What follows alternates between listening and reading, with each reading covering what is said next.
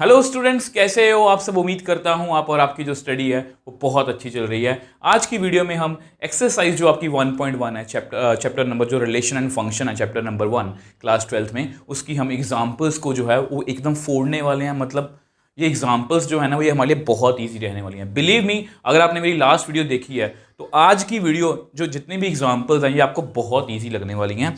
तो देखो, हमने देखा जाए तो मतलब कि लास्ट वीडियो में जो इससे पिछली वीडियो थी उसमें हमने क्या डिस्कस किया था। तो ये आपका जस्ट एक छोटा सा रिकॉल है, हमने रिलेशंस के बारे में पढ़ा था।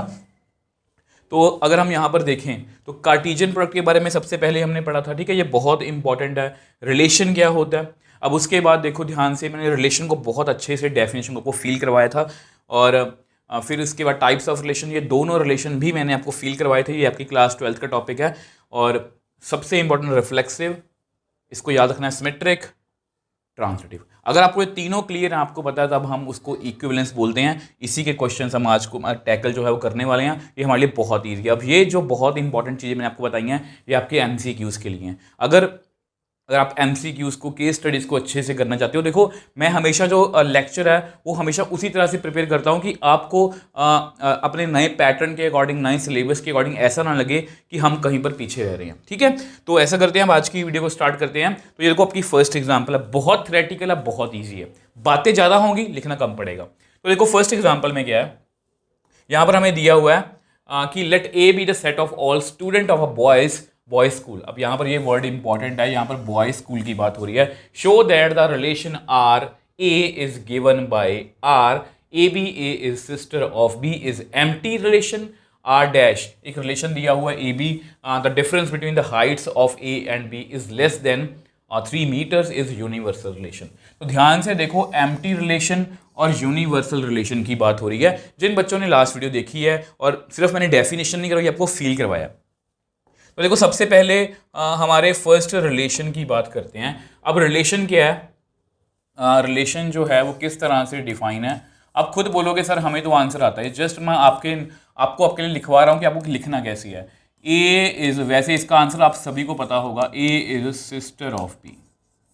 ध्यान से देखो, ए और बी में रिलेशन कब बनेगा, रिलेशन के बारे में हम अच्छे से जानते हैं। ए और बी में रिलेशन कब बनेगा, जब ए जो है, पहला एलिमेंट जो है वो दूसरे की क्या होगी, सिस्टर, ठीक है। ए और बी कहां से आ रहे हैं, ए और बी कहां से आ रहे हैं, एज, यहां पर लिखो एज ए एंड बी, आपको लिखना भी आना चाहिए, बिलोंग्स टू ए। अब ए का मतलब क्या है, ए का मतलब क्या है, ध्यान से देखो, all students of a boys school, all students of a boys school, since in set A we have all boys there। और अगर वहां पर बॉयज हैं तो सिस्टर कहां से आएगी, तो therefore no student is sister of other. देखो अगर बॉयज स्कूल की बात करें तो कोई भी स्टूडेंट दूसरे स्टूडेंट की, बताओ ऐसा हो सकता है, आप मेरे को बताओ। अगर बॉयज स्कूल की बात करें, कोई भी एक स्टूडेंट दूसरे स्टूडेंट की सिस्टर जो है वो नहीं हो सकता। और अगर वो सिस्टर नहीं है, therefore in relation R there is no element. अगर कोई एलिमेंट नहीं है, therefore are is empty relation. तो देखो जस्ट मैंने लिखने में टाइम लगा दिया, आप मेरे को बात बताओ क्या मुश्किल है इसमें। मतलब इतना इजी है, मतलब कि वो बोल रहे हैं कि ए जो, अब ए और देखो आपने बस इस बात का ध्यान रखना, रिलेशन किस तरह का रिलेशन है कि ए और ए इज सिस्टर ऑफ बी। अगर ए बी की सिस्टर है तब रिलेशन बनेगा, वो यहाँ पर लिखेंगे। अब यहाँ पर बॉयज स्कूल में कोई एक दूसरे की सिस्टर तो बन नहीं सकता। अगर बन नहीं सकता तो उस रिलेशन सेट में नहीं आएगा। अगर रिलेशन सेट में नहीं आएगा तो ये कौन सा रिलेशन हुआ, एम्प्टी रिलेशन। अब देखो सेकेंड जो रिलेशन है, अगर उसकी हम बात करें तो उसमें रिलेशन किस तरह का, ध्यान से देखो, R dash A comma B, ये ऑर्डर्ड पेयर है। अब यहां पर लिखा हुआ है difference between heights of A and v is less than 3 metres. 3 metres को हम लिख सकते हैं 300 सेंटीमीटर। अब आप मेरी बात बताना, अगर आपको पता तो बहुत अच्छी बात है। अगर आपकी हाइट 5 फुट 7 इंच है, 8 इंच है, 9 इंच, जितनी भी हाइट हो उसको अभी गूगल करो। आपकी जो हाइट है वो अप्रॉक्सीमेटली 180-170 के आसपास ही आएगी। मतलब मोस्टली अगर हम ज़्यादा से ज़्यादा हाइट की बात करें, एक्सेप्शनल केस छोड़ दें, तो ज़्यादा से ज़्यादा मतलब एवरेज अगर हम हाइट निकालें तो वो 150 से लेके 180-190 तक ही आ सकती है। ठीक है, अब यहाँ पर क्या बोला गया है, difference between their height is. अब देखो, अब मान लो मैं आपको बताने की थोड़ा कोशिश करता हूँ। देखो, ठीक है, अब मेरी बात पर ऐसे यकीन मत करना, तो ध्यान से देखो। ये देखो यहाँ पर मैंने लिखा है, ये देखो मैंने height in feet two centimetre, आप भी गूगल कर सकते हो। ठीक, तो अगर आप सबसे मतलब कि लंबा आदमी देखना भी चाहते हो तो इसको भी सर्च कर लेना गूगल पे। तो सबसे जो लंबा आदमी है वो देखो ध्यान से 8 फीट 11 इंच है। ठीक है, हम अप्रॉक्सीमेटली 9 फीट मान लेते हैं उसको। ठीक है, 9 फीट तो बहुत ईजी है। मतलब ऐसा ना हो कि मैं ये आपको इसलिए बता रहा हूँ कि आपको कंफ्यूजन ना हो। तो 9 फीट का जो आदमी है उसकी हाइट कितनी बनी सेंटीमीटर में, 274.32। और अगर हम सबसे छोटा आदमी भी निकालें, मान लो मतलब सब कुछ लॉजिक साइड पे रख के, अगर मान लो कोई 1 फुट का भी आदमी है तो उनके बीच में भी अगर मतलब देखो ध्यान से, ये कितना है, ये अगर मान लो यहाँ पर मैं 0 भी हाइट कर दूँ, मतलब वैसे ही मैं लॉजिक साइड पे रख दो, अगर मैं 0 फीट भी हाइट कर दूँ, ठीक है, 0.1 भी फीट हाइट भी कर दूँ, तो भी यहाँ पर देखो ध्यान से ये कितना आ रहा है, 274.32। मतलब ये हमेशा कोई भी दो बंदों में, अगर मैं दुनिया का सबसे छोटा और दुनिया का सबसे बड़ा आदमी भी निकाल लूँ तो उनमें जो हाइट का डिफरेंस है वो 274.32 से मतलब इसके अप्रॉक्सीमेटली ही आएगा। यानी कि हमेशा 300 सेंटीमीटर से जो इनका डिफरेंस है वो हमेशा क्या आएगा, कम आएगा। ठीक है, तो यही बात मुझे आपको बतानी थी। यहाँ पर हम क्या लिखेंगे, तो यहाँ पर हम क्या लिखेंगे, since difference between heights of any two students, ये मैंने आपको फैक्ट्स भी बता दिए, इज ऑलवेज, कई बार क्या होता है कि एनसीईआरटी में लिखा तो होता है हमें समझ नहीं आता, is always less than 300 centimetre. तो देयरफॉर मतलब इसमें आपको पता है ये set A to A define है, इसमें मतलब जितने भी मतलब कि ऑर्डर्ड पेयर बनेंगे वो सभी इसमें आ जाएंगे, जितने भी ऑर्डर्ड पेयर्स बनेंगे वो सभी इसमें आ जाएंगे। आपको याद होगा मैंने आपको बताया था कि इसको मतलब इसको हम क्या बोलते हैं फिर, R dash is universal relation. आप प्लीज लेक्चर में जाके पीछे जाके चेकआउट कर सकते हो लास्ट वीडियो में, R is equal to A cross B, तो उसको हम क्या बोलते हैं, यूनिवर्सल रिलेशन। तो ये भी हमने प्रूव कर दिया, ये भी हमने प्रूव कर दिया। आई होप ये एग्जांपल ये ज़्यादा इंपॉर्टेंट नहीं है, बट ना ऐसे क्या होता है इससे आपको कंसेप्ट क्लियर हो जाते हैं। आई होप ये आपका कंसेप्ट जो है वो अच्छे से जो है वो क्लियर है। अब देखो इसकी बात करते हैं। अब यहाँ पर क्या है, let T be the set of all triangles.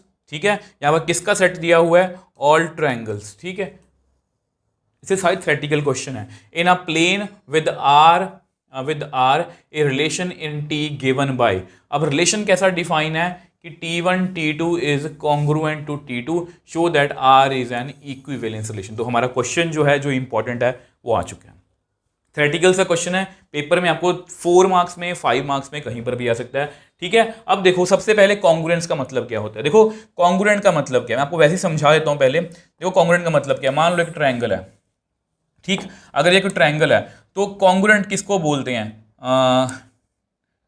ये देखो, ठीक है, तो इसको कलर लग कर देते हैं। मान लो ये दो ट्रायंगल्स हैं, एक अपने को आपके पास वाइट है, एक आपके पास रेड है।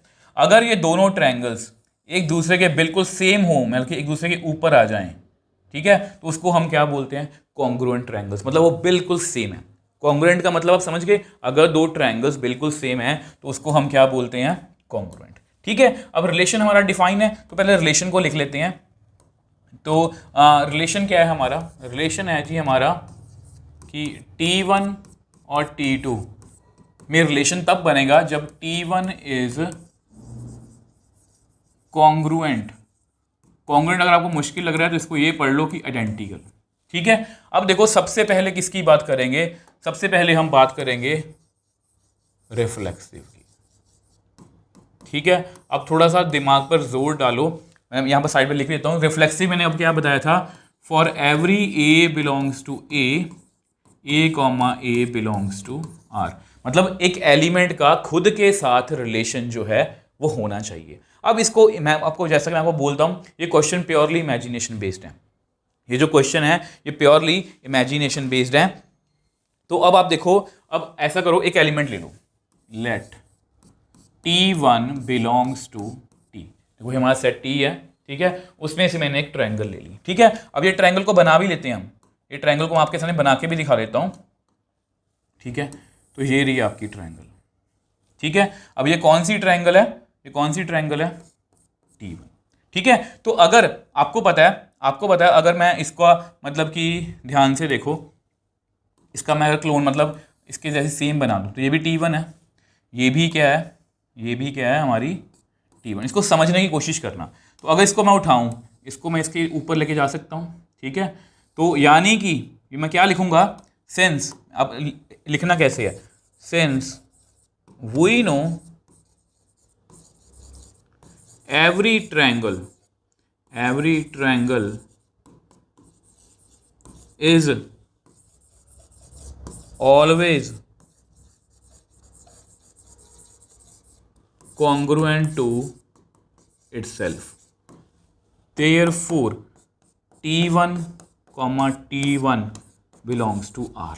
मतलब मैं कोई भी ट्रायंगल ले लूँ, मैं राइट एंगल ट्रायंगल ले लूँ, मैं इक्विलेंस मतलब इक्विलेटरल ट्रायंगल, कोई भी ट्रायंगल ले लो दुनिया की, वो खुद के तो कॉन्ग्रुएंट होगी ना, वो खुद के तो कॉन्ग्रुएंट होगी। मतलब यहां पर हमारा रिलेशन जो है, तो R इज रिफ्लेक्सिव। तो रिफ्लेक्सिव हमने कर लिया। आई थिंक आपको ये क्लियर है कि रिफ्लेक्सिव हमने किस तरह से किया। आपकी इमेजिनेशन जो है वो स्ट्रांग होनी चाहिए। ठीक है, अब आगे चलते हैं। अब आगे हमें क्या प्रूव करना है, तो देखते हैं। तो ध्यान से देखो, आगे हमें क्या प्रूव करना है। आगे है जी हमारा सिमेट्रिक। ठीक है, तो नेक्स्ट हम बात करेंगे सिमेट्रिक। तो सिमेट्रिक को लिखते हैं। ठीक है, अब जब भी जैसी सिमेट्रिक की बात आई आप साइड में लिख लो, वैसे ही लिखना नहीं, मतलब आपके मन में होना चाहिए। If A, B belongs to R, which implies B, A belongs to R। अगर A और B का रिलेशन है तो उसके उल्टे का भी होना चाहिए। हम क्या करेंगे, हम दो एलिमेंट ले लेते हैं, let T1 and T2 belongs to R। ठीक है, तो दो एलिमेंट ले लिए। हम ये मान लेते हैं कि T1 and T2 belongs to R। हमने ये मान लिया कि इनका आपस में रिलेशन है। तो रिलेशन क्या बोलता है कि अगर T1 का T2 के साथ रिलेशन है, therefore T1 is congruent to T2। ये बात समझते हो कि T1 जो है वो T2 के कॉन्ग्रुएंट है। तो देखो बस सिंपल सी बात है, अगर कोई ट्रायंगल, अगर मैं ये बोलूं कि T1 ट्रायंगल, ठीक है, अगर मैं आपको यहाँ पर बना के दिखा देता हूँ, तो ध्यान से देखो, अगर कोई ट्रायंगल T1 है, ठीक है, अब ये मान लो T1 है, तो अगर इसको मैं बोलूँ कि ये जो है ये आपकी T2 है, तो ये T1 है, ये T2 है। अब मैं क्या बोल रहा हूँ, ये दोनों सेम है ना, ये दोनों सेम है, आप रख के देख लो, ये दोनों बिल्कुल सेम है। ठीक है, तो ये कॉन्ग्रुएंट है। अब मैंने क्या बोला कि T1 इज ये, अब ठीक है, मैं बोलूंगा कि बच्चों ये जो ट्रायंगल है ये इसके क्या है, आइडेंटिकल है, कॉन्ग्रुएंट है। ठीक है, अब किसी बच्चे ने बोला सर नहीं, मैं ऐसे बोलूंगा, मुझे इधर से दिख रहा है T2 जो है वो इसके कॉन्ग्रुएंट है। बिल्कुल सेम बात है यार, बिल्कुल सेम बात है। अगर कोई ट्रायंगल T1 इसके देखो इसको कॉन्ग्रुएंट का शब्द छोड़ ही दो, मैं इसको ऐसे बोलूंगा T1 ट्रायंगल जो है वो T2 के जैसी है। मैं ये भी बोल सकता हूं कि T2 जो है वो T1 के जैसी है। तो यहां पर मैं लिख सकता हूं, also T2 is congruent to T1। मतलब T2 का भी रिलेशन T1 के साथ बन गया। ध्यान से देखो, T1 T2 का रिलेशन था, T2 T1 का भी बन गया। तो इस रिलेशन को मैं क्या बोल सकता हूं, देयरफॉर R इज सिमेट्रिक।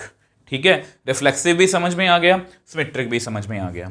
अब लास्ट में कौन सा रह गया हमारे पास, ट्रांजिटिव। तो ट्रांजिटिव की भी बात कर लेते हैं। ट्रांजिटिव भी हमारे लिए बहुत इजी है, तो ट्रांजिटिव हम यहां पर करेंगे।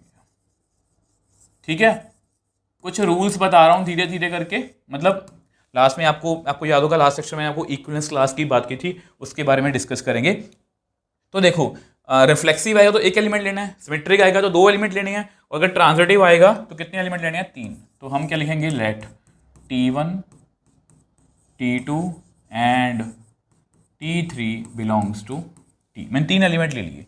अब इसमें क्या होता है, देखो इसको भी साइड पे लिख के रख लो, ठीक है, तो आपको कभी भूलेगा नहीं। इसमें क्या होता है, इफ हम ये कहते हैं कि AB का रिलेशन है एंड BC का रिलेशन है, विच इम्प्लाइज A, C का रिलेशन है, मतलब ये जो है ये कॉमन होना चाहिए। ठीक है, तो सेम यहां पर भी करेंगे। तो हम ये मान लेते हैं, हम ये मान लेते हैं कि T1, T2 belongs to R and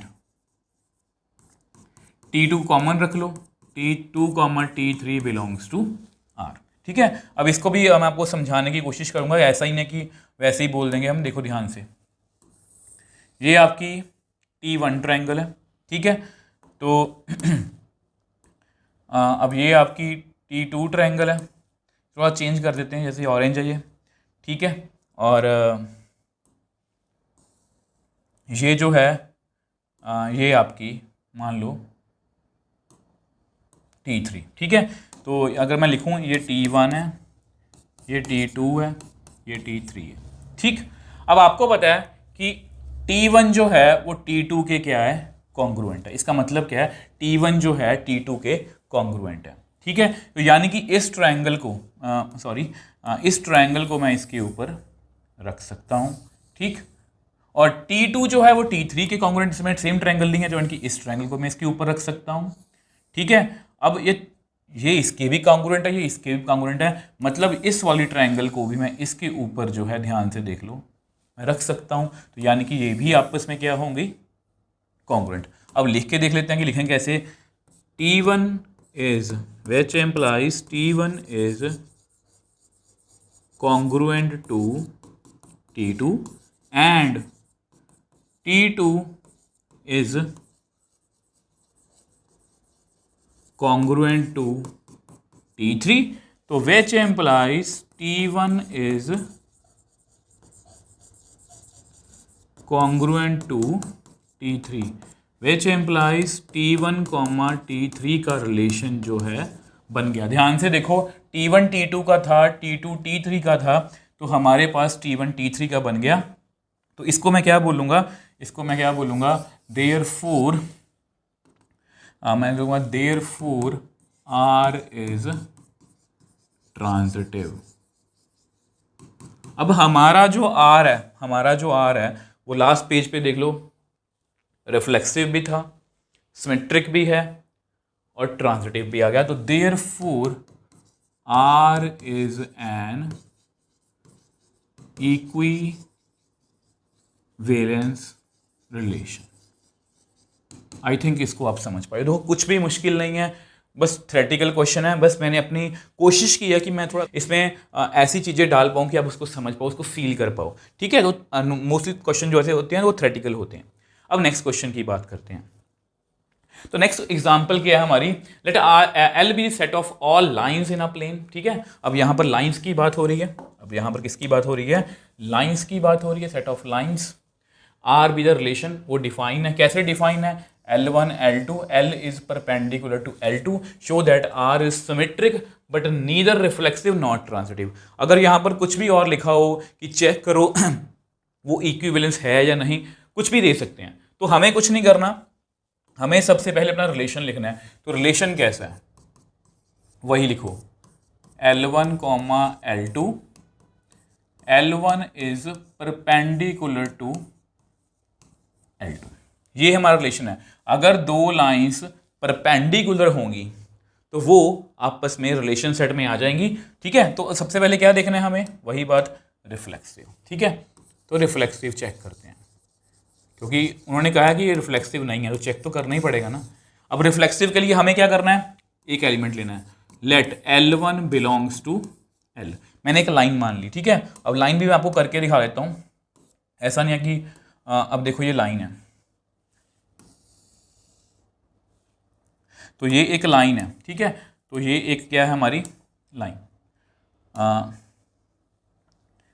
L1।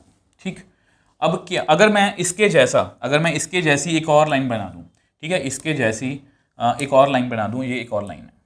ठीक है, ये एक और लाइन है, क्या मैं बोल सकता हूं कि ये जो लाइन है, देखो ये कहीं पर भी हो सकती है, ऐसा नहीं है कि यहीं पर, यहाँ पर, कहीं पर भी हो सकती है। तो यानी कि ये मैं बोल सकता हूँ कि ये आपस में देखो, पर ये यहाँ पर है, पैरेलल है, ये एक दूसरे के ऊपर आ सकती हैं। क्या ये मतलब कि ऐसा रोटेट होके मतलब कि ऐसा हो सकता है कि ये रोटेट होके परपेंडिकुलर बन जाए? बिल्कुल भी नहीं। तो हम क्या लिखेंगे यहाँ पर, since a line is never perpendicular to itself, वो अपने कभी भी परपेंडिकुलर नहीं हो सकती। देयरफॉर L1 एक एलिमेंट था, उसका कैसे लिखेंगे, उसका L1 के साथ रिलेशन नहीं बना। वैसे तो हम एक भी नहीं हो तो आपको पता, मतलब कोई भी अगर मैं लाइन लूं उसका आपस में रिलेशन नहीं बनेगा, मतलब यहां पर हमारा रिलेशन जो है R is not reflexive. I think इसको आप समझ पाए हो। ठीक है, अब नेक्स्ट की बात करते हैं। अब नेक्स्ट पता है आपको वो क्या है, सिमेट्रिक। ठीक है, सिमेट्री को भी फील करने की कोशिश करेंगे पूरा। आपको पता है सबसे पहले क्या लिखेंगे, लेट L1 एंड L2, दो लाइंस ले ली। ठीक है, दो लाइंस ले ली। ठीक, तो हम क्या मानेंगे, आपको पता है AB का रिलेशन है BA का होना चाहिए। हम ये मान लेते हैं लेट L1 L2 का रिलेशन है। इसका मतलब क्या है, इसका मतलब है L1 is perpendicular to L2। इसको फील करके देख लेते हैं, तो देखो यहां पर एक लाइन ड्रॉ करते हैं। ये लाइन आपकी है L1। ठीक है, एक और लाइन ड्रॉ करते हैं, उसको ऐसे ड्रॉ कर लेते हैं।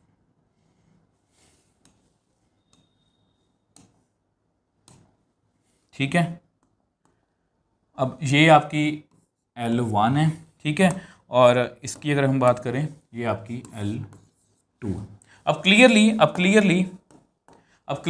L1 जो है वो परपेंडिकुलर है। इसको फील करने की कोशिश करना प्लीज। ठीक है, L1 is perpendicular to L2। या ऐसा करो, इसके ना नेम चेंज कर लो, इससे आपको कंफ्यूजन नहीं होगी। ठीक है, थोड़ा सा आपको जो समझाना चाह रहा हूँ ना, फिर आपको समझ में नहीं आएगा। तो देखो ध्यान से, क्योंकि ना मुझे ये होता है कि किसी पॉइंट पर आपको ये ना लगे कि क्वेश्चन सर ने क्रैम ही करवा दिया। तो देखो, अब देखो क्लियरली L1 जो है वो L2 के ऊपर परपेंडिकुलर आपको दिख रही है। ये दिख रही है ना कि L1 जो है, L1 ये लाइन है, ये L2 के ऊपर परपेंडिकुलर है। तो अब इसको अगर आप रोटेट करके चेक करो, ठीक है, अगर इस देखो मैं देखता हूँ ये रोटेट होता है या नहीं होता। अब इसको मैं रोटेट करके चेक करूँ, फ्लिप, नहीं, तो रोटेट तो नहीं हो रहा। बस आप इसको समझने की कोशिश करो कि अगर मतलब कि इसको मैं रोटेट कर लूँ, ठीक है, अगर इसको मैं रोटेट भी कर लूँ, मान लो, चलो मैं बना के दिखा देता हूँ आपको, ध्यान से देखो। L1 में L2 ऐसे बना देता हूँ और L1 जो है वो ऐसे बना देता हूँ। ठीक, L1 कहाँ गया,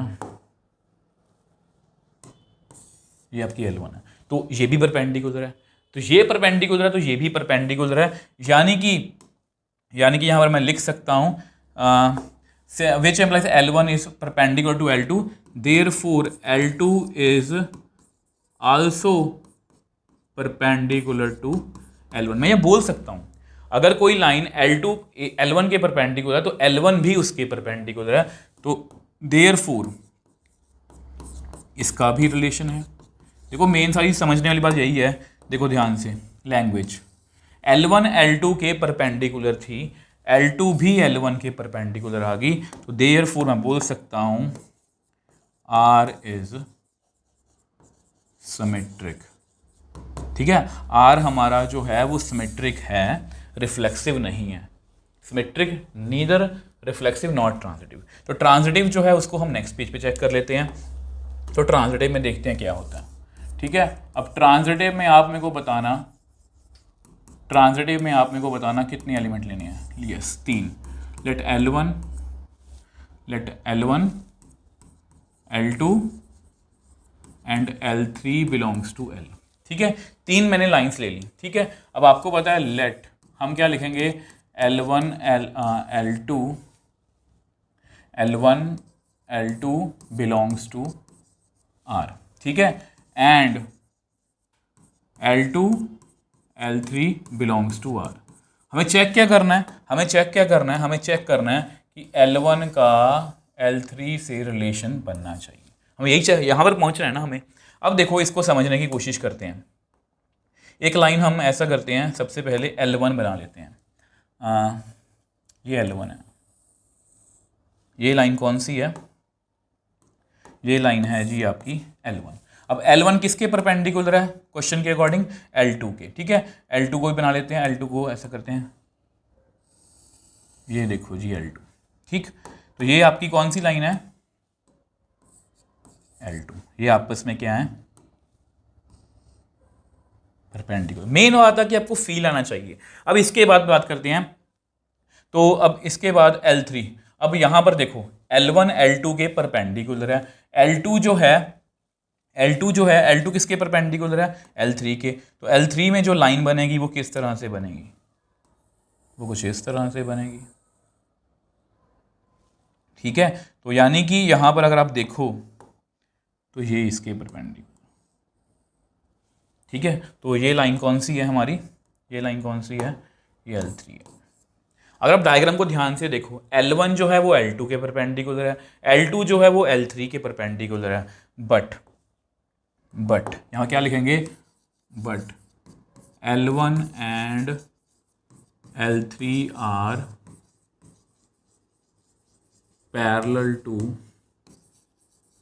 ईच अदर। ध्यान से देख लो, ये L1 है, ये L3 है, ये आपस में क्या है, 90 का एंगल बना हुआ, ये आपस में क्या है, पैरेलल। अगर पैरेलल है तो देयरफॉर L1 L3 का रिलेशन जो है वो नहीं बना।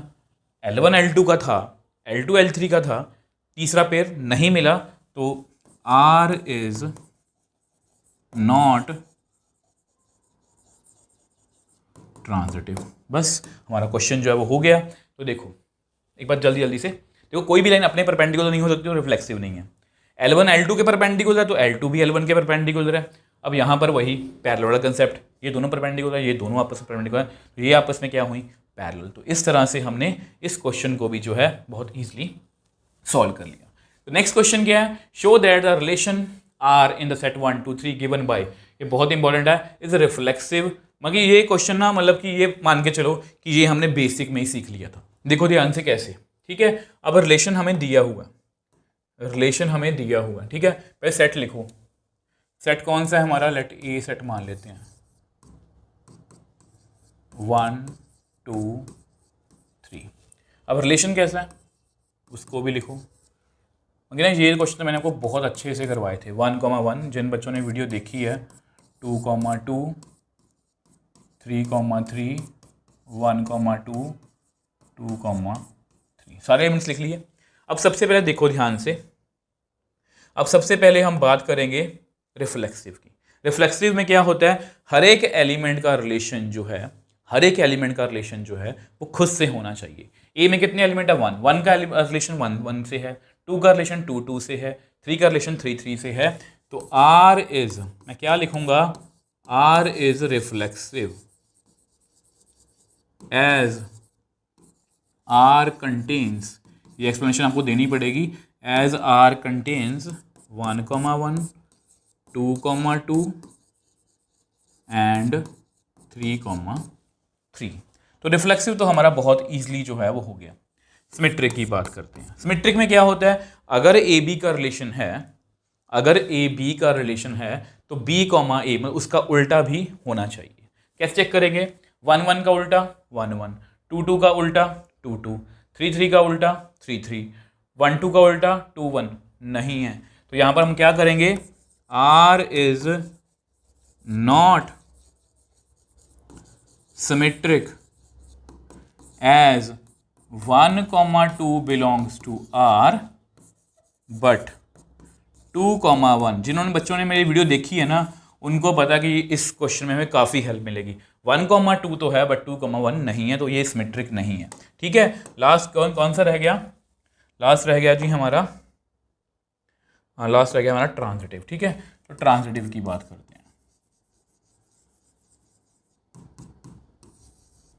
अब देखो ट्रांजिटिव में क्या होता है, ट्रांजिटिव बहुत ध्यान से चेक करना है। तो पहले ऐसा करो, मैं आपको क्या बोला था कि सारे पेयर लिखो।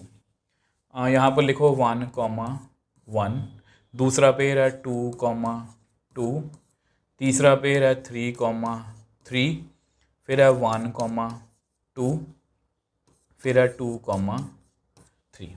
ठीक है, अब ध्यान से देखो, 1 1 के साथ, अब ध्यान से देखो 1 1 के साथ कौन कौन पेयर हो सकता है।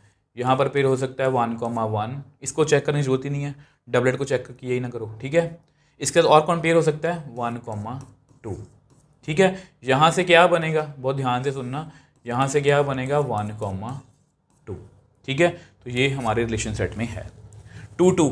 अब 2 2 में ये देखो 2 3 इसके साथ अटैच हो रहा है, ये सेम है। यहाँ से क्या बनेगा 2 3, वो भी हमारे रिलेशन सेट में है।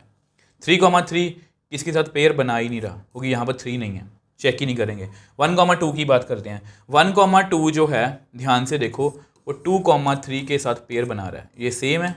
और यहाँ से हमें क्या मिला, यहाँ से हमें क्या मिला 1 3। ये क्या हमारे रिलेशन सेट में है, नहीं, ये हमारे रिलेशन सेट में नहीं है। तो यानी कि हम यहाँ पर क्या लिखेंगे, यहाँ पर हम क्या लिखेंगे,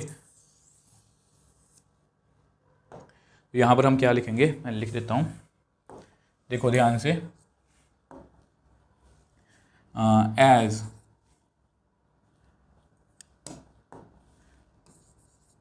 1 2 belongs to R and 2 3 belongs to R। ठीक है, बट ये जो है, मतलब ये जो है, ध्यान से देखो, ये जो है मतलब 1 3 does not belong to R, तो मैं क्या लिखूंगा, therefore R is not transitive. तो ये हमारा रिलेशन जो है मतलब ट्रांजिटिव भी नहीं है। तो देख लो, हमने बहुत इजीली प्रूव कर लिया, क्योंकि ना ये सारी बातें मैंने आपको पहले ही सिखा दी थी कि किस तरह से हमें करना है। तो देखो रिफ्लेक्सिव है क्योंकि सारे डबलेट हैं, सिमेट्रिक नहीं है, 1 2 का उल्टा 2 1 नहीं है। ट्रांजिटिव चेक करना बहुत जरूरी है, ये मैं बताना चाहता, मैं डायरेक्टली बता देता कि ये दोनों आपस में नहीं है। मैंने आपको सारे पेयर क्यों करके दिखाए, क्योंकि ये आपको करना आना चाहिए, इसके बिना आप क्वेश्चन जो है वो नहीं कर सकते। ठीक है, तो ये भी हमारा कंप्लीट हुआ, क्वेश्चन बहुत ईजी था। अब ये क्वेश्चन बहुत इंपॉर्टेंट है, इसके साथ ही मैं आपको इक्विवेलेंस क्लास का मतलब जो है वो समझा दूंगा। तो देखो इस क्वेश्चन को ध्यान से पढ़ते हैं, यहाँ पर क्या लिखा हुआ है, इसमें आपको एक चीज़ भी बताऊंगा कि क्वेश्चन, इस तरह के क्वेश्चन को सॉल्व करने के लिए हमारी अप्रोच जो है वो क्या होनी चाहिए। Show that the relation are in a set z of integers given by. अब रिलेशन हमारा किस तरह से डिफाइन है, r is equal to A B, r is equal to A B, मतलब इसमें इस तरह से ऑर्डर्ड पेयर आएंगे, 2 डिवाइड्स ए बी। बहुत ध्यान से करना, इसमें मैं आपको एक नई अप्रोच बताऊंगा, ये पहला क्वेश्चन है जो थोड़ा सॉल्व करना पड़ेगा। इससे पहले जितने भी क्वेश्चंस किए वो थ्योरेटिकल हैं, मतलब ट्रायंगल्स आ गई, लाइंस आ गई। ठीक है, अब ये क्वेश्चन थोड़ा सॉल्व करना पड़ेगा, तो इसको हमें इक्विवेलेंस जो है वो रिलेशन चेक करना है। ठीक, चेक करने में प्रूव करवाना है। तो सबसे पहले क्या चेक करेंगे, रिफ्लेक्सिव। अब ध्यान से मेरी बात सुनना, मैं किस अप्रोच की बात कर रहा हूँ, यहाँ पर बिल्कुल डिफरेंट अप्रोच स्टार्ट होंगी। अब देखो आपको पता है रिफ्लेक्सिव का मतलब क्या होता है, A for every element of A, मतलब कि हर एक एलिमेंट का रिलेशन जो है खुद से होना चाहिए, यही है ना। तो आपने क्या करना है, जब भी ऐसा कोई क्वेश्चन हो जिसमें हमें सॉल्व करना पड़े, तो आपने उल्टा लिखना है। आप ना रफ में आप क्या करो, रफ में लिखना, रफ में लिखो। आपको बताया इसको कैसे लिखोगे, देखो हमें ये प्रूव करवाना है, ध्यान से देखो, रफ में लिखो, हमें ये प्रूव करवाना है A comma A belongs to R. तो इस रिलेशन के अकॉर्डिंग क्या लिखेंगे हम, टू डिवाइड्स क्या लिखा हुआ है, फर्स्ट में से सेकंड माइनस कर दो, अब टू डिवाइड्स ए माइनस ए, आप मेरे को बताओ कितना होगा, 0। ठीक है, ये जस्ट मेरा एक आइडिया है, इसको ऐसे करना है। अब 2 जो है वो 0 को डिवाइड करता है, अब 2 जो है वो 0 को डिवाइड करता है, 2 0 0 खत्म।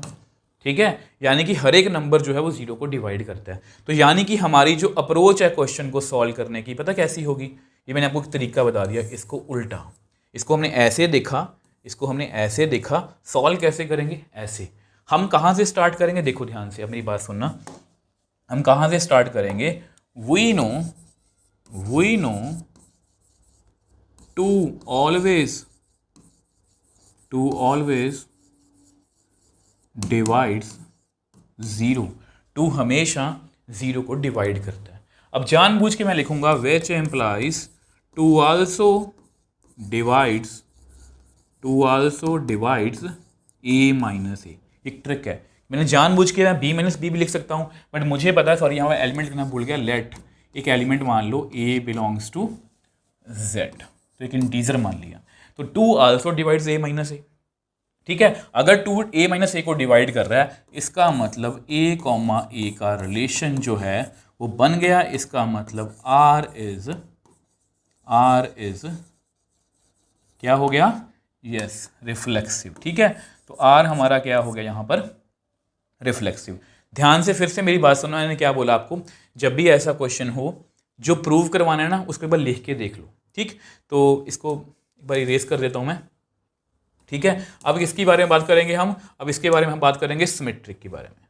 ठीक है, तो सिमेट्रिक क्या होता है, देखो सिमेट्रिक में क्या होता है, तो सिमेट्रिक क्या होता है, अब देखो इसको, सिमेट्रिक, पहले तो सिमेट्रिक में क्या लेंगे हम, 2 element, let A comma B belongs to set of integers. ठीक, तो इसको रफ में साइड पे कैसे लिखेंगे, इसको भी साइड पे लिखते हैं। अब देखो ध्यान से, इसको मैं कैसे लिखूंगा, हम लिखेंगे let A comma B belongs to r. ठीक है, इसका मतलब क्या है, 2 डिवाइड्स ए माइनस बी। ठीक है, हमें प्रूव क्या करवाना है, कि 2 जो है वो डिवाइड करे, 2 डिवाइड्स बी माइनस ए, मतलब b comma A belongs to r. हमें यही प्रूव करवाना है ना, ये आपके माइंड में होना चाहिए। अब ध्यान से मेरी बात सुनना, हम यहाँ पर लिख लेते हैं, ये अपने माइंड में रखना। ठीक है, ये जो भी है ये अपने माइंड में रखना। ठीक है, ये अपने माइंड में रखना। अब आगे चलते हैं, अब देखो ध्यान से, मैं यहाँ पर लिख लेता हूँ let A comma B belongs to are. इसका मतलब लिखो 2 डिवाइड्स, क्या मतलब होता है इसका, 2 डिवाइड्स पहले में से दूसरा माइनस कर दो, यही मतलब है ना इसका, कि 2 डिवाइड्स ए माइनस बी। अब इसको एक बार ना रफ में चेक करना, 2 डिवाइड्स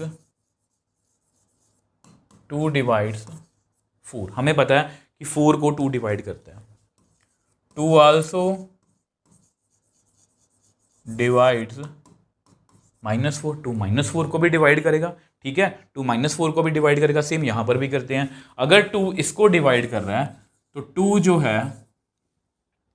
है आल्सो डिवाइड्स माइनस ऑफ, इसको ऐसा करो, इसको इधर कर लो, 2 also divides A minus B, 2 इसको भी डिवाइड कर रहा है। देखो ध्यान से लॉजिक, देखो ये मैंने आपको क्यों बताया, यानी इसलिए बताया कि हमें यहाँ पर पहुँचना है, हमें a, अगर 2a माइनस बी को डिवाइड कर रहा है तो 2b माइनस ए को भी डिवाइड करना चाहिए। तो मैंने सोचा कि अगर 2 4 को डिवाइड कर रहा है तो 2 माइनस 4 को भी डिवाइड कर रहा है, अगर 2a माइनस बी को डिवाइड कर रहा है तो 2 जो है वो माइनस a माइनस बी को भी डिवाइड कर रहा है। अब माइनस को अंदर ले जाओ, विच एम्प्लाइज 2 डिवाइड्स, अगर इस माइनस को आप अंदर लेके जाओगे तो ये कितना बनेगा, plus b minus a, which implies b comma A belongs to r। इसको बोल के देख लो, पहले में से 2 डिवाइड्स पहले में से दूसरा, तो इसका मतलब r इज सिमेट्रिक। ध्यान से देखो मैंने क्या किया, मैंने यही मान लिया कि ए बी का रिलेशन है, इसका मतलब 2a माइनस बी को डिवाइड कर रहा है, उसके माइनस को भी डिवाइड करेगा, तो इसको अंदर ले गया तो b क्रॉस एक में b कॉमा ए का भी रिलेशन बन गया। तो हमारा जो रिलेशन है वो क्या बन गया, सिमेट्रिक। ठीक है, आई होप मतलब कि ये समझ पाए हो। देखो ये थ्योरेटिकल क्वेश्चन है, ये थ्योरेटिकल क्वेश्चन है, मतलब थ्योरेटिकल क्वेश्चन में ना आपको मेन आपकी अप्रोच क्लियर होनी चाहिए कि हमें पहुंचना कहाँ पर है। तो अगर आपको ये क्लियर होगी ना तो आपको ऐसे किसी भी क्वेश्चन में कोई दिक्कत नहीं आएगी। और ये क्वेश्चन मैं आपको बता दूं, ये आपको 5 मार्क्स में बड़े आराम से आ सकता है। इसमें यहाँ पर 3 भी आ सकता है, 3 divides a minus b, 3 is a factor of a minus b, कुछ भी आ सकता है। अब रह क्या गया, अब रह गया हमारे पास ट्रांजिटिव। ठीक है, ट्रांजिटिव। अब ट्रांजिटिव में हम कितने एलिमेंट लेते हैं, 3। Let a comma b comma c belongs to z। तो यहाँ पर 3 एलिमेंट्स ले लिए, a comma c, b comma c belongs to z। अब आपको पता है हम ये मान लेंगे let a comma b belongs to r। ठीक है, इसको हम क्या लिखेंगे, इसका मतलब ये है 2 डिवाइड्स a माइनस b, मतलब 2 जो है वो पहले में से दूसरे को अगर माइनस करो इसको डिवाइड कर रहा है। आल्सो अब आपको पता है b comma c belongs to r, इसका मतलब क्या हुआ, 2 डिवाइड्स b माइनस c, पहले में से दूसरा माइनस कर दो। ठीक है, पहुंचना कहाँ पर है, पहुंचना कहाँ पर है कि a और c का रिलेशन बन जाए। देखो अगर मैं यहाँ पर लिखूँ, मुझे यहाँ पर पहुँचना है a comma c belongs to r, मतलब 2 डिवाइड्स क्या आएगा, पहले में से दूसरा माइनस कर दो, मतलब मुझे यहाँ तक पहुँचना है, मतलब मुझे यहाँ तक आपका टारगेट पहले। देखो ये ऐसा क्वेश्चन तो है नहीं कि मैंने वो कैलकुलेशन दे दी, आप कैलकुलेशन करते जाओगे आपको पता लग जाएगा कि यहाँ पर मेरा आंसर सही है। ये क्वेश्चन ऐसा है कि आपको खुद से थ्योरेटिकल, तभी इसको बोलते हैं थ्योरेटिकल क्वेश्चंस। अब फिर से इसका अगर हम रफ वर्क करें, ठीक है, इसका अगर हम रफ वर्क करें, यहाँ पर रफ वर्क करते हैं। अब ध्यान से मेरी बात सुनना,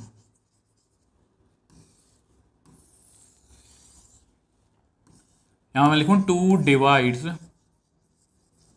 कुछ भी नंबर बोल लो, 4, 2 डिवाइड्स, कुछ भी नंबर बोल लो, 12, 2 आल्सो डिवाइड्स, चेक करना, 2 आल्सो डिवाइड्स 12 प्लस 4, 12 प्लस 4 कितना होता है, 16। यानी कि अगर 2 जो है वो डिवाइड कर रहा है, विच एम्प्लाइज 2 आल्सो डिवाइड, 2 जो है also divide a minus B plus b minus C. अगर हमारा 2 जो है वो a माइनस बी को डिवाइड कर रहा है, b माइनस सी को डिवाइड कर रहा है, तो उनके सम को भी जो है वो डिवाइड करेगा। अब यहाँ पर देखो ये आपस में कट गया, तो यहाँ पर मैं क्या लिखूँगा, 2 डिवाइड्स a माइनस सी। यहाँ पहुँच गया ना a माइनस सी तक, इसका मतलब क्या बना, a comma C belongs to r। ठीक है, और अगर a comma C belongs to r का रिलेशन बन गया तो यहाँ पर मैं क्या बोलूँगा, देयरफॉर r इज ट्रांजिटिव। और लास्ट पे भी चेक कर लो, रिफ्लेक्सिव भी है, सिमेट्रिक भी है, ट्रांजिटिव भी हो गया, तो यहाँ पर मैं क्या लिखूँगा, therefore R is an equivalence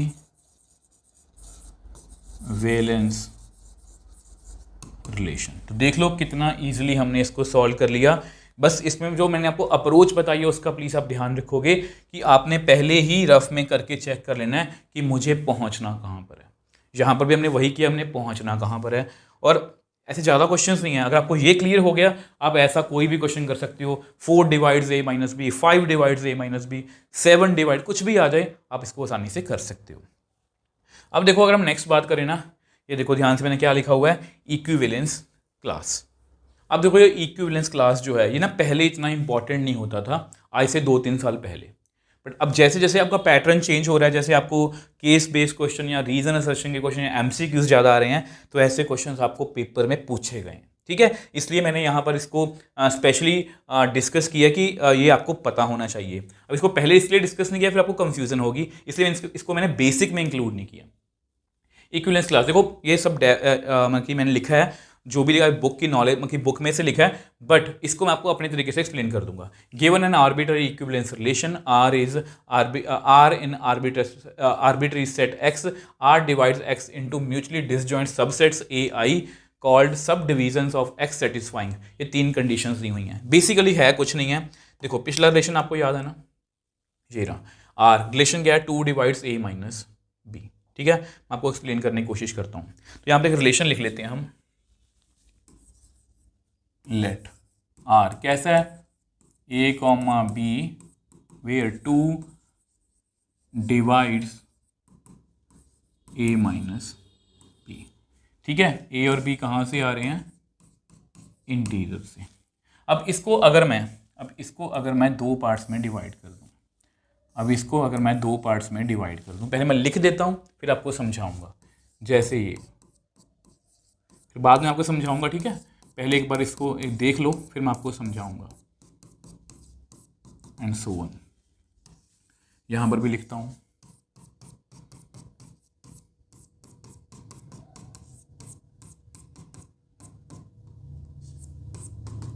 ऐसे। इसको मैंने 2 पार्ट्स में डिवाइड कर लिया, ध्यान से देखो सारे इंटीजर्स आ गए इसमें। अब इसको लिखने का देखो मैंने कैसे डिवाइड किया, पिछले पेज पे क्या था, पहली कंडीशन क्या है, फिर आपको समझाऊंगा अच्छे से। ऑल एलिमेंट्स ऑफ, बहुत इजी है, all elements of A i are related to each other. अगर आप इसमें बात करो, ये 2 ए आई लिखे मैंने, ये भी एक ए आई है, ये एक ए जे है मान लो। ठीक, अब देखो ध्यान से, इन दोनों को माइनस करना, 2 में से 0 माइनस करो। 2 देखो 2 डिवाइड्स ए माइनस बी, पहले में से दूसरा घटाओ, 0 में से 2 घटाना -2 डिविजिबल बाई 2, 0 में से -2 को माइनस करना, 0 में से -2 को माइनस करना कितना आएगा, +2, which is always divisible by 2। ठीक है, which is always divisible by 2। तो सेम वे से अगर आप इसको देखोगे, ये भी डिविजिबल बाई 2 आएगा, ये भी डिविजिबल बाई 2 आएगा, यानी कि ये हमेशा एक दूसरे में इस रिलेशन को सेटिस्फाई कर रहे हैं। यहाँ पर देखो 1 में से 3 को माइनस करो, कितना आएगा, -2। 1 में से -3 को माइनस करो, कितना आएगा, 4। डिविजिबल बाई 2, डिविजिबल बाई 2, इसको करके देख लेना, 4 आएगा या -4 आएगा, 1 - 5 करके या 6 आएगा। मतलब ये हमेशा क्या होएगा, डिविजिबल बाई 2। यानी कि जो पहली कंडीशन है कि ये हमेशा एक दूसरे से मतलब इनके एलिमेंट्स जो हैं रिलेट करने चाहिए, मतलब रिलेशन सेट में होने चाहिए, तो हो गया। दूसरा क्या है, no element of A J is related to any element of A I, इनका आपस में कोई रिलेशन नहीं है। अब 0 का 1 के साथ करके देख लो, 0 और 1 क्या ये रिलेशन सेट में आएगा, 0 में से 1 माइनस करना, नॉट डिविजिबल बाई 2। 2 और 3 का करके देख लो, 2 और 1 का करके देख लो, ये कभी भी एक दूसरे को डिवाइड मतलब कि 2 से डिविजिबल जो है वो नहीं होगा, मतलब इनका आपस में कोई भी रिलेशन नहीं है, ये अलग है, ये अलग है। आगे पढ़ते हैं, आगे क्या लिखा हुआ है, अगर इन दोनों को मैं कंबाइन करूँ तो ये सेट ऑफ इंटीजर बन जाएगा। इन दोनों में देखो मैंने आपको बता ही दिया, सॉरी पीछे चलते हैं, ये देखो इन दोनों को कंबाइन करोगे तो आपके पास सेट ऑफ इन मतलब क्या बन जाएगा, वो रिलेशन ही बन जाएगा। ठीक है, ये देखो मैंने क्या लिखा हुआ है, इंटीजर।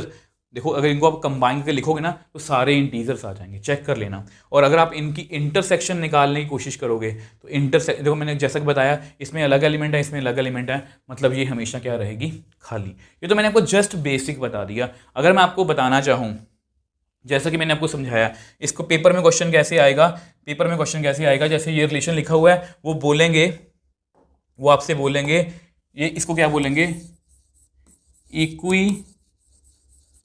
वैलेंस इक्विवेलेंस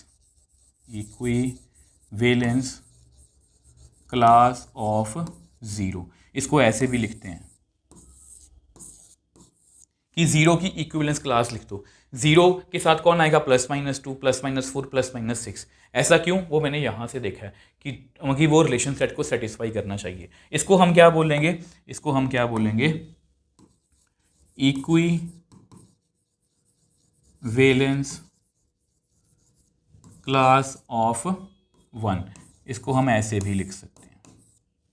आप चेक कर लो, जितने भी 1 के साथ अटैच हैं, 1 के साथ 3 अटैच हो रहा है, -3 अटैच हो रहा है, 5 हो रहा है, -5 हो रहा है, तो इसको हम इक्विवेलेंस क्लास बोलते हैं। कई बार आपको पेपर में ऐसा क्वेश्चन आ जाता है कि इसकी इक्विवेलेंस क्लास लिख के बताओ, तो आपको ये पता होना चाहिए कि इक्विवेलेंस क्लास जो है वो लिखते कैसे हैं। आई होप इसको क्लियर देखो। जो मैंने डेफिनेशंस लिखवाई हैं ये जस्ट इसलिए है, इसको आप नोट करके रख लो। कई बार कोई बेसिक सा क्वेश्चन वैसे आ जाए, वैसे कभी आया नहीं है इनमें से, तो आपको वो मकी आना चाहिए कि इसमें शर्तें क्या होती हैं इक्विवेलेंस क्लास की, ठीक है। बट अगर वो क्वेश्चन आएगा वो ऐसा आएगा कि इक्विवेलेंस क्लास लिख के बता दो, तो वो हमने लिख दी। इक्विवेलेंस क्लास 1 की लिख के बता दो, वो लिख दी। अगर आपको 2 की आ जाए, अगर मान लो इक्विवेलेंस क्लास ऑफ 2 आ जाए, तो उसमें कौन कौन से एलिमेंट आएंगे वैसे ही बता रहा हूँ आपकी नॉलेज के लिए। 2 के साथ 2 आ सकता है, क्योंकि 2 - 2 0, 0 इज डिविजिबल बाई 2। 2 - 2 आ सकता है, कितना आएगा? 4 डिविजिबल बाई 2। 2 के साथ 4 आ सकता है, -4 आ सकता है। तो इस तरह से हम इक्विवेलेंस क्लास ऑफ 2 भी लिख सकते हैं, मतलब किसी भी तरह से लिख सकते हैं। आई होप इसको आप समझ पाए हो। अब लास्ट क्वेश्चन एग्जाम्पल रह गई, उसकी बात करते हैं। बहुत ईजी है। Let r be the relation defined on set a 1 2 3 4 5 6 7 by relation कैसा दिया हुआ है? रिलेशन लिख ही लेता हूं मैं, रिलेशन लिख ही लेते हैं। तो रिलेशन कैसा है? A comma B both A and B are either odd और इवन। बहुत इजी है, बहुत ईजी है। अब ध्यान से मेरी बात सुनना कि ए और बी बोथ ईदर ऑड है या इवन है, तो रिलेशन सेट में आ जाएंगे, ठीक है। अगर दोनों, मतलब अगर रिलेशन सेट मुझे लिखना हो उसको देख के, जैसे अगर आपका ए सेट है वो लिखा हुआ है ना, तो 1,3 इसमें आएगा क्योंकि ये दोनों ऑड हैं। 2,4 इसमें आएगा क्योंकि दोनों इवन है। 2,1 नहीं आ सकता क्योंकि एक इवन एक ऑड है। मतलब ये जस्ट मैंने आपको वही समझाना था ताकि अब इसका बेसिक कंसेप्ट जो है रिलेशन का समझ पाओ। रिलेशन को समझना हर बार बहुत जरूरी होता है। Show that r is an equivalence relation, further show that. अब इसके बारे में बाद में बात करेंगे। तो हमें इक्विवेलेंस रिलेशन देखना है कि ये है या नहीं। तो ठीक है, सबसे पहले रिफ्लेक्सिव की बात करते हैं। रिफ्लेक्सिव, तो रिफ्लेक्सिव में हम क्या करते हैं? कोई भी एक एलिमेंट ले लेते हैं, लेट ए बिलोंग्स टू ए। अब देखो इसको ऐसे कर सकते हो, लेट ए इज ऑड। अगर ए ऑड है then a comma A belongs to r, क्योंकि अगर दोनों ऑड हैं तो भी वो हमारे रिलेशन सेट में आ जाएंगे, ठीक है। दोनों हमारे रिलेशन सेट में आ जाएंगे। दूसरा क्या लिखते हैं? Let a is even also a comma A belongs to r, क्योंकि उन्होंने बोला है अगर इवन है तो भी रिलेशन सेट में आएगा, मगर दोनों ये इवन है ना। देखो हमारे रिलेशन सेट में एलिमेंट कैसे आ रहे हैं? दोनों ऑड हो तो आ जाएंगे, दोनों इवन हो तो आ जाएंगे। ए ऑड है, ये भी ऑड, ये भी ऑड, हमारे सेट में आ गया। इसको ऐसे मत करो, इसको साइड पे लिख के रख लो रफ में कि हमारे रिलेशन सेट में ऐसे एलिमेंट आएंगे, odd comma odd, even comma even, ठीक है। ये हमारे रिलेशन सेट में आएंगे। ऑड ऑड आ सकता है, इवन इवन आ सकता है। तो देयरफॉर आर इज रिफ्लेक्सिव। इसके अलावा तो कोई केस बनता ही नहीं है, ठीक है। आर हमारा क्या हो गया? रिफ्लेक्सिव। अब सिमेट्रिक की बात करते हैं। सिमेट्रिक में आपको पता क्या करना होता है कि अगर ए बी का रिलेशन है तो उसके उल्टे का भी रिलेशन जो है वो होना चाहिए। तो इसमें दो एलिमेंट ले लेते हैं, let A comma B belongs to A. हम ये मान लेते हैं let A comma B belongs to R. A comma B जो है वो आर सेट को बिलोंग कर रहा है। इसका मतलब क्या है? इसका मतलब क्या है? A and b both are either odd और इवन।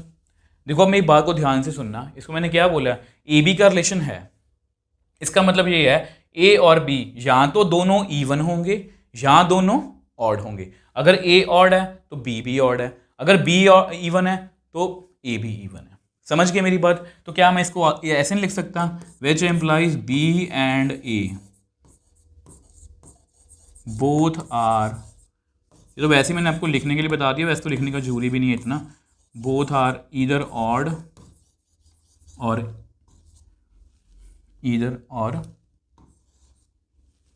इवन। मतलब देखो ध्यान से समझने की कोशिश करो, which implies b comma A belongs to r, therefore are is symmetric. मैं फिर से आपको समझाने की कोशिश करूँ, थ्योरेटिकली है, देखो ध्यान से। अगर ए और बी, देखो ए ऑड है तो बी भी ऑड है, बी ऑड है, बी इवन है तो ए भी इवन है। तो उल्टा भी तो बोल सकता हूँ मैं, इसको क्या बोलूँगा, ये ए ऑड है बी ऑड है, तो ये भी बोल सकता हूँ, ये भी हमारे रिलेशन सेट में होगा ही ना। देखो अगर रिलेशन सेट में मैं लिखूँ 1,3 तो 3,1 भी होगा, ये दोनों ऑड है ना, तो ये दोनों भी ऑड है। अगर 2,4 है तो 4,2 भी होगा। आई होप इसको अब आप समझ पाए हो, ठीक है। तो यानी कि ये हमेशा क्या होगा, ये रिलेशन हमारा हमेशा क्या होगा, सिमेट्रिक। ठीक, अब लास्ट हमारा रह गया जी ट्रांजिटिव। उसके बाद जो क्वेश्चन का थर्ड पार्ट है उसको भी, जो सेकंड पार्ट है उसको भी डिस्कस करेंगे। तो ट्रांजिटिव में कितने एलिमेंट लेंगे, 3। Let A comma B comma C belongs to A. हम ये मान लेते हैं let A comma B belongs to are. इसका मतलब क्या हुआ, इसका मतलब ये हुआ both A and B are either even और ऑड। अब ये भी मान लेते हैं also B comma C belongs to R, which implies, इसी को दोबारा लिख लेते हैं,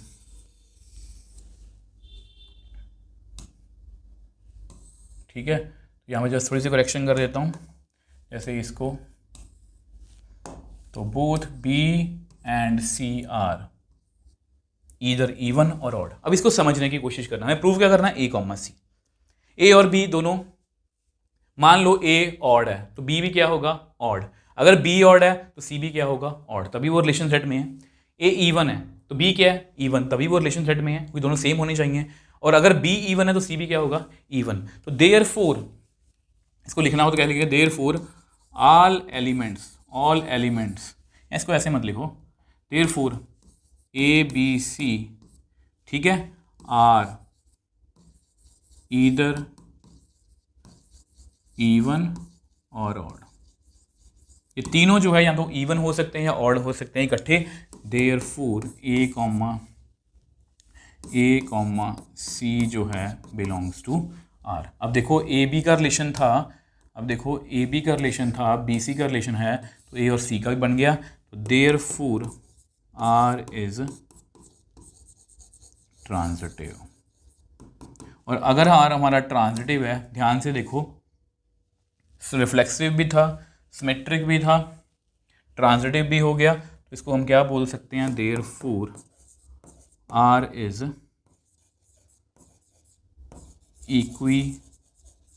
इक्विवेलेंस रिलेशन। तो ये पार्ट जो है हमारा हो गया। अब इसमें जो एक्स्ट्रा पार्ट है उसकी बात करते हैं। Further show that all the elements of subset 1, 3, 5, 7 are related to each other and 2, 4, 6 are related to each other, but no elements of subset 1, 3, 5, 7 is related to any element of the subset of 2, 4, 6।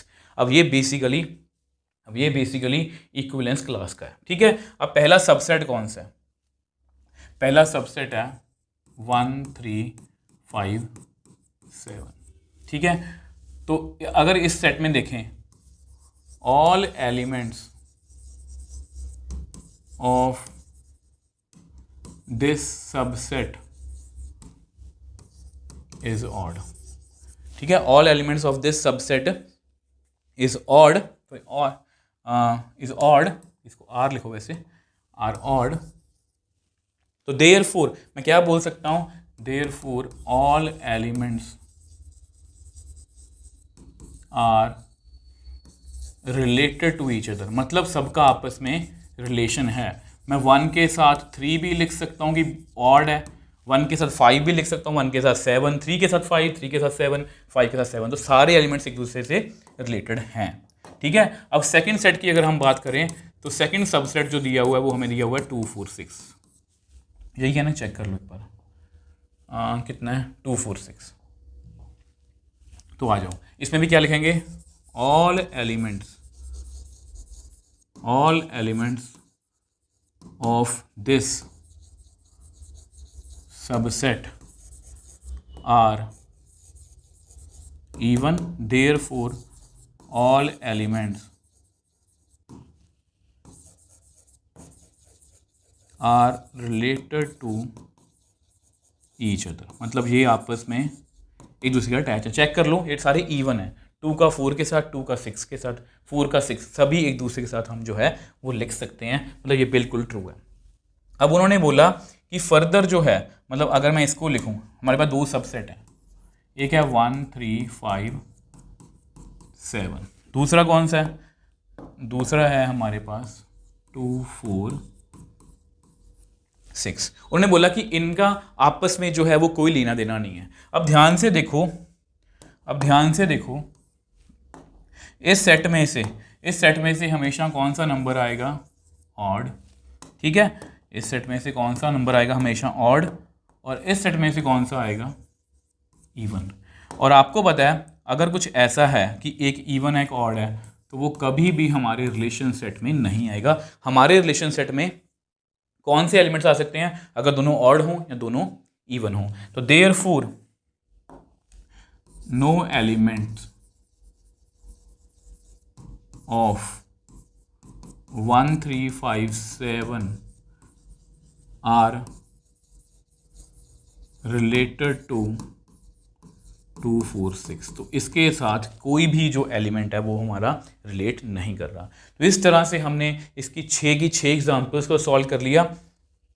और believe me, मतलब मुझे लगता है कि अगर आपने last basic वाली video देखी है तो ये क्वेश्चन आपके लिए कुछ भी मुश्किल नहीं है। और ये इसलिए मुश्किल नहीं हो कि लास्ट हमने अपना टाइम जो है इन्वेस्ट किया है, वो 30-40 मिनट्स का जो लेक्चर है उसने हमें काफ़ी हेल्प किया। और अगर आपको आज की वीडियो में कोई दिक्कत नहीं आई ना, तो नेक्स्ट वीडियो में जब हम क्वेश्चन करेंगे एक्सरसाइज के, उसमें भी आपको कोई भी दिक्कत जो है वो नहीं आने वाली।